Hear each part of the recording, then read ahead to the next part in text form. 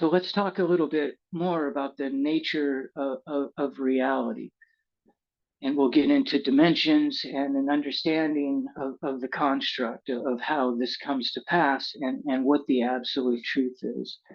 So the absolute truth is that all of this is a construct, this whole beautiful world that we see, all the space that separates us, the time that separates us. Those of you that are watching this recording are separated from me by not just space, but by time. Those of you that are watching this live are separated from me by space. But this is simply a mental construct and not the greater truth. So the greater truth is that everything is energy. There's what's called the universal energy, which I have come to call the Holy Spirit. But we will get into that towards the end of this talk when I begin to talk about the nature of God. To understand the nature of God, you must first understand the nature of reality and the nature of dimensional experience.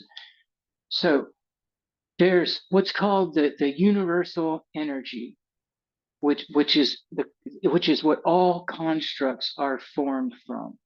So the universal energy is centered within you, within the observer. So I began my travels in expansion and contraction. Once the universal energy was centered within my body, there was two directions that I could go to discover, to see more of what's out there and what's in there, and that's expansion and contraction. So what I noticed is that the universal energy is centered within all of our beings. Center is just an idea. It's an idea, and it's based on the observer. The same center of the universe that's inside of me is the same center of the universe that's outside of you, because space is an interpretation of vibration. What is vibration? Vibration is fluctuation, nothing more, nothing less.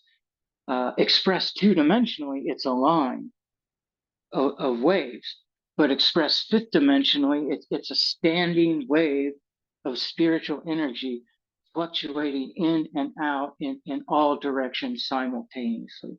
And that's the greater truth. This is the fifth dimensional truth of reality, is that the universal energy is centered within inside of us and vibrating and fluctuating infinitely outwards.